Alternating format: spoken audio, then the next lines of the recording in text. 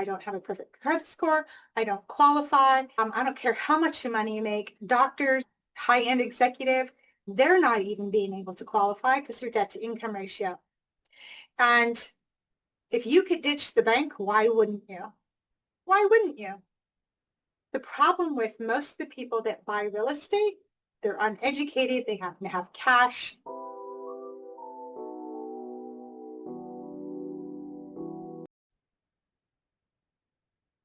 If you're still leaving your money in a retirement account, 401k, Roth IRA, you're getting robbed and you don't even know it. Hi, my name's Joanna Wright, and I help women build wealth in real estate, one property at a time, without using the bank, ton of cash, or having a perfect credit score. So there's actually 5 steps I walk my students through to get the best results. And I've had students go from absolute zero to, I think one's at 3 properties, 8 properties, 12 properties, and they're just growing like crazy, doing 6-figure flips, wholesale, and building their portfolio. So with that being said, the first thing I want to touch on is knowing your market. If you know your market, you'll understand exactly what a good deal is. Most people get this backwards. They go and they just try and find a deal. Here's what I hear, and let me know if that's you, is I'll do a deal so long as the numbers make sense. Then you're a newbie. You've been flagged. I'm not talking to you anymore. Have a clear plan, okay? If you don't have one, we'll get one for you. Knowing your market is all about what is days on market? Is it going up? Is it going down? Is it going sideways? What is the average price point? There's so many factors that go into real estate investing. It's a matter of knowing your market. So when a deal does come up, it stands up like Waldo. You guys know who Waldo is, right? The red and white hat. You can spot him anywhere. Once you see him, you can't unsee him. That's the same thing with real estate. Once you dial in a criteria, know your market, and watch the market as you're analyzing and looking at deals, talking to sellers or speaking to brokers or real estate agents, however it is that you're finding deals, which we'll go over in a second here, you'll know instantly if it's a deal because you know your market. Okay, that's number 1. Step 2 is finding deals. Where do you find deals? There is a ton of places to find deals. There is the title company, realtors. I'm just going off the back of my head here. The list is so long. You can go to the county records, get the water shut off list for a year or 2. It's already been shut off for about a year or 2. You can go to the city planning department, what's being condemned, what's code violation. So on top of, I use Property Radar. This isn't a plug for them or anything, but I've been using them forever. And they are the best software system out there, the one that I trust the most. And I've been through several different softwares. So I'll put that in the show notes, basically for you to get to a demo so you can see how it works. But what I teach my students is to know what is a good deal from scratch. So you're not just trying to hit some button and get some crazy number and go, oh, the software said it was no. That's what we're going to go over next, is running your numbers. So finding deals, multiple places where you can find deals. Choose more than one, right? Choose the seller that you're going to focus on. Is it foreclosure? Is it owner occupied? Is it non-owner occupied? Are they tired landlords? You're like, what is a tired landlord, Joanna? So I get it. Lots of questions. It is basically they don't want to deal with tenant anymore. They're an investor that had maybe all cash, bought something. They're like, oh, I'm going to do real estate. But they weren't educated, which I'm trying to do here is educate you that it's not all sunshine and rainbows. Sometimes there's a tenant and a toilet involved. And if you want to avoid that, there's other real estate strategies that you can do, which is why I love real estate, because there's so many different avenues that can be so confusing. And we get to put a plan together to laser focus you and go, this is your plan. Okay. So this is what I do for my students and why they're knocking it out of the park deal after deal, because they have clarity. They have a plan, they have clarity, they don't deviate. And when you do that, you could do more deals. Okay. So step 3 is all about running your numbers. What is your return on investment? How do you understand repairs? How do you comp a property and know, excuse me, the word comp is comparables. I tend to speak in a lot of jargon, so let me track that back. So comparables, this is typically what a realtor will do, is I'll get you a CMA and let you know the value of your property. And you don't necessarily need a realtor to do that for you. You could do it yourself. There's plenty of websites that you can go on to get what has sold recently in the area. Okay, no more than 6 months, typically 90 days, and no more than 6 months, a year max. Okay, you're going to get what's sold, like for like property. Is it a 2-story? Is it single story?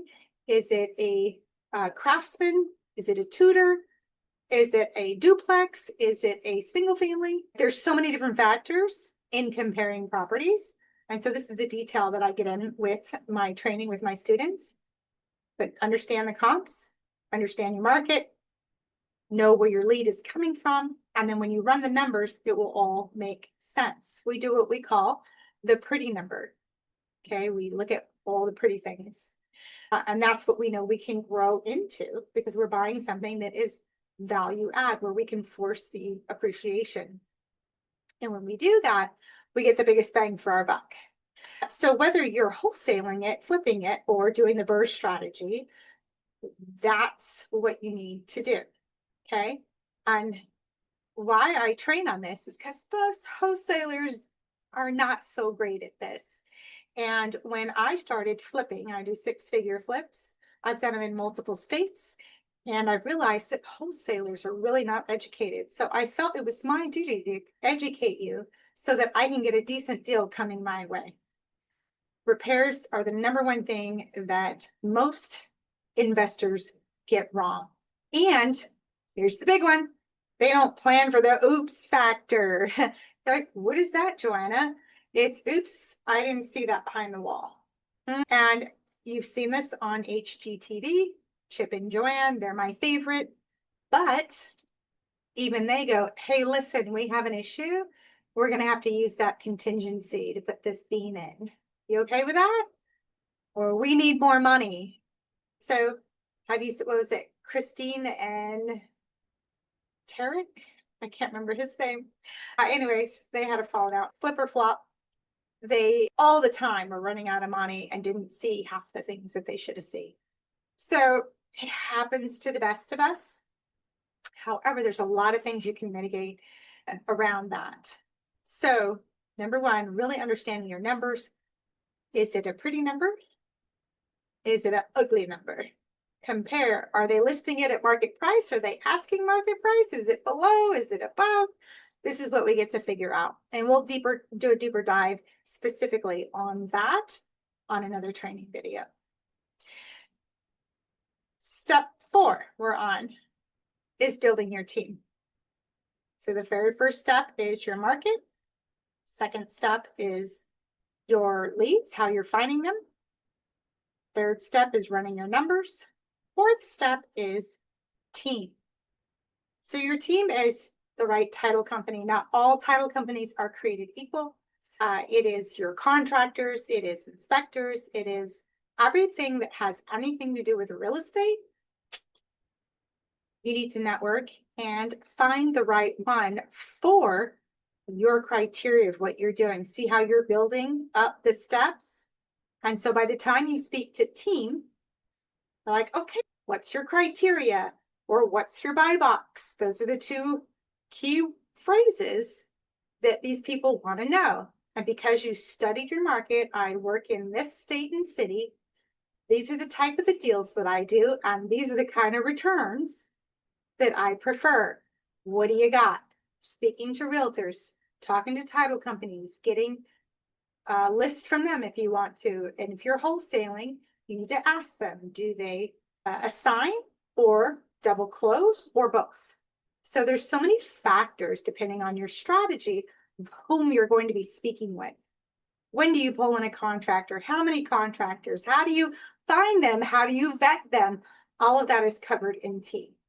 And then the fifth thing the fifth step that we're going to take here is funding. How do you fund all of this? Because Joanna, if you're speaking, ditch the bank, no money out of pocket, I don't need my credit, where does the money come from? I thought you'd never ask.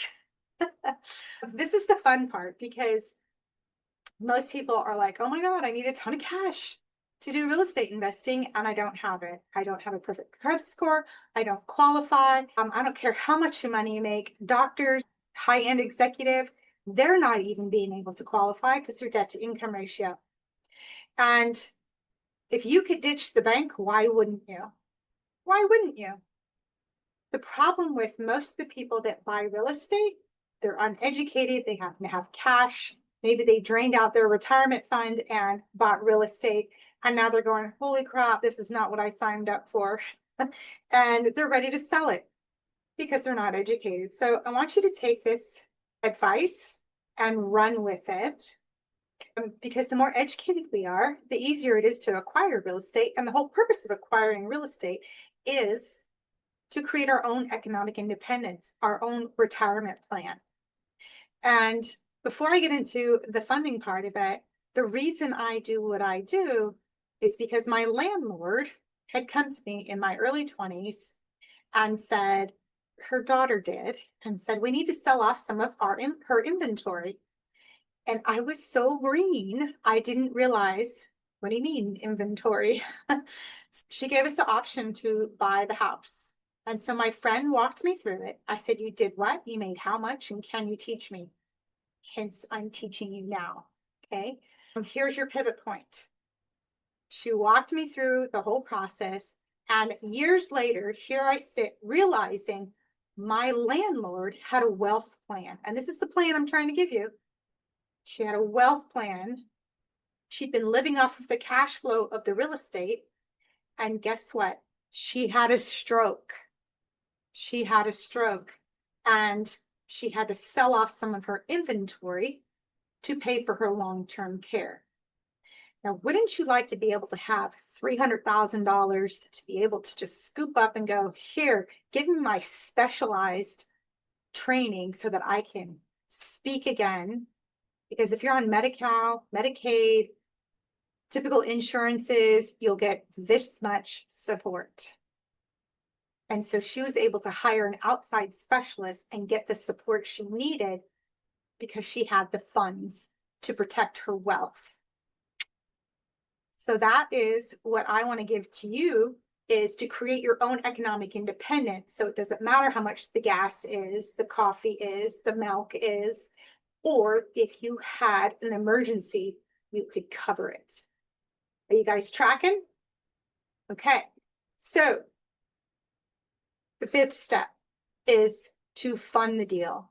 There are creative options. There's subject to, there's seller financing, there's a combination of, there is hard money lending, there's still traditional lending that you can get, but get it from a mortgage broker, never the bank. Never the bank. If you take one thing away from this, never the bank. Ditch the bank completely. There's so many other ways you can fund this. I have several properties that I've done seller financing, I have private money lenders on. I've done short-term hard money lending, and I've used mortgage brokers, sure, but I ditched the bank completely. I have not touched traditional financing in decades, and I own 134 doors. So there is that.